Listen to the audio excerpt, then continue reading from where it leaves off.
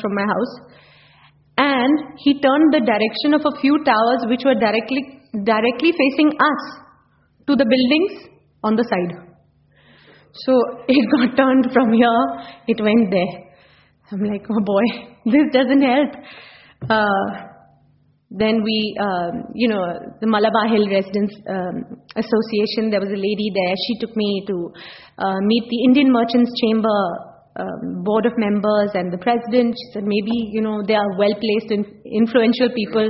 Maybe they'll bring about a change. So I went across, I met them.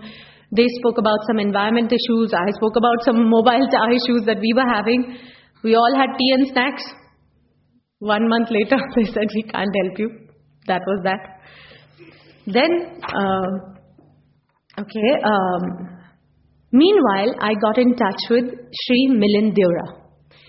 And he was very supportive. He said that he had been concerned about and he had been pursuing this matter not just now, but for the past 10 years. And I was pleasantly surprised to hear that. I didn't even know.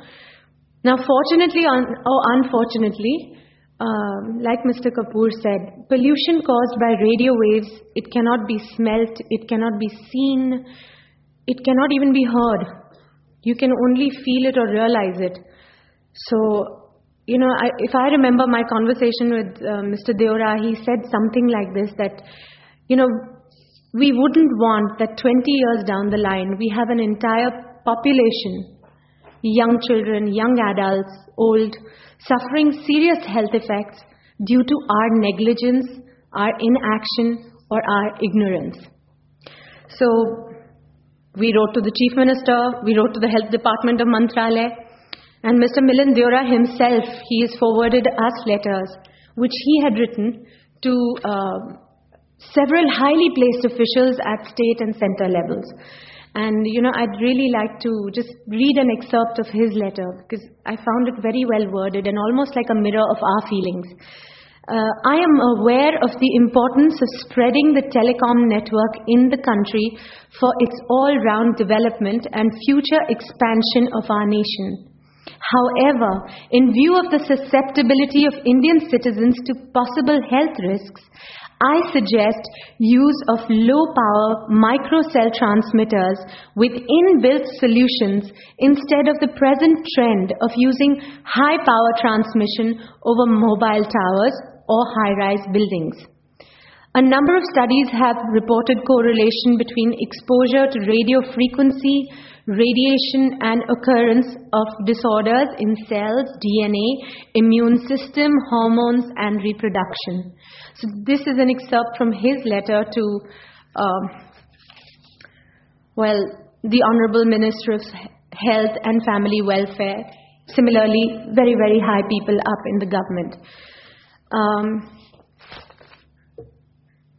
Now, meanwhile, I was also happy to note that there were occasional newspaper articles which, were coming around, and so people are reading about it, people are writing about it. And they also, it was about cell tower radiation in relation to health. Yes. But this whole process had taken months, and by now I had begun to lose steam. Life is busy enough when, you're juggling work and your children and your family and you're this and you're that, and then you're also trying to find time to do these issues, and they are important. I think I just got very, very lucky at that moment, at that time.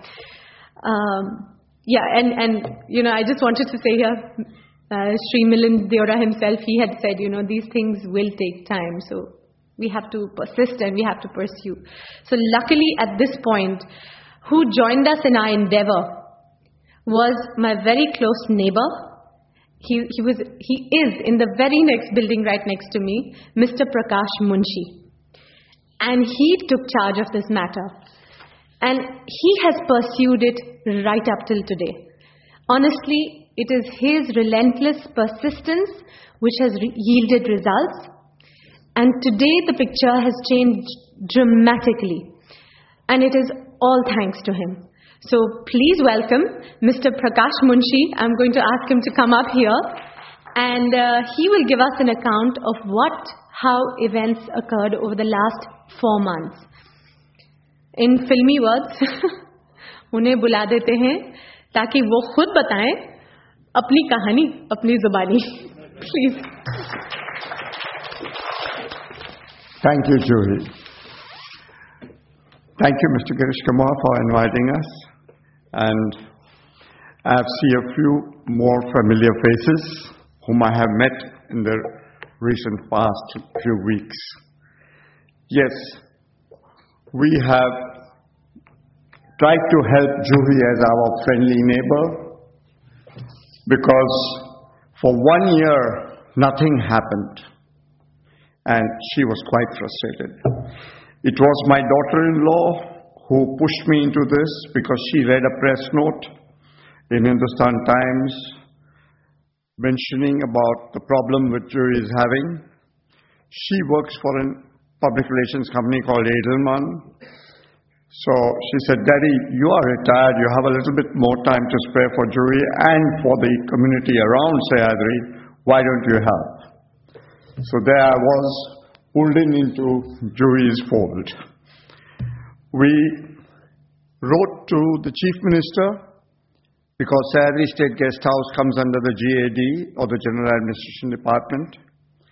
We wrote to Milind Devra because he is our Member of Parliament, South Bombay. And luckily for me, I spoke to him 2 days before he got this ministry under him. And he says, Prakash, I am equally concerned because I have the same problem opposite my residence. Please go ahead, I'll give you support as my MP.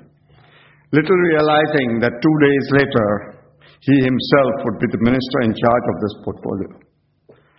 But the amount of support we have got from his ministry and he himself is not there or not seen by me or others so far.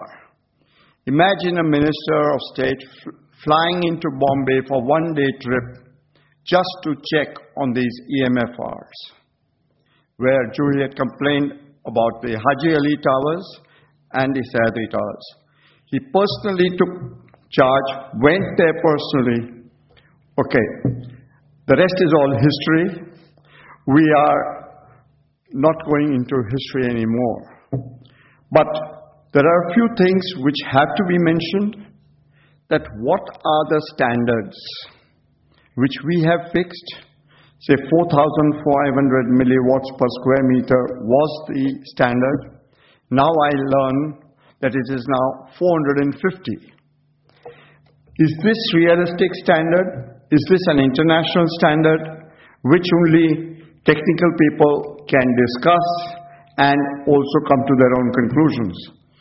I would like to throw a few questions over here because we have written to the government for the new draft policy 2011 and asked them, tell us please whether these standards are international, whether the towers have the power transmission as per the international standards, whether it should be 2 megawatts or milliwatts, whatever you call it, I am not aware, 2 watts, is that right? 2 watts, 4 watts, 8 watts or 10 watts.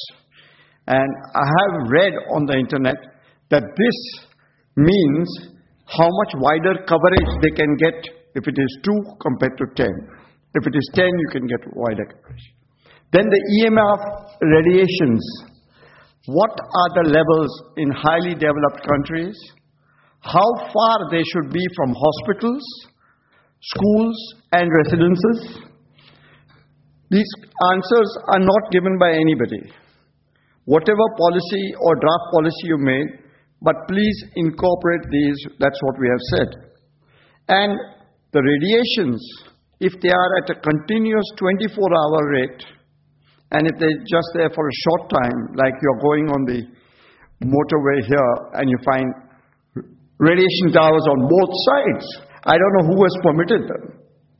Right on the highway, both sides. Supposing there's a traffic jam, you roll down your windows, feel it please. You will know for yourself. We have suggested the following things.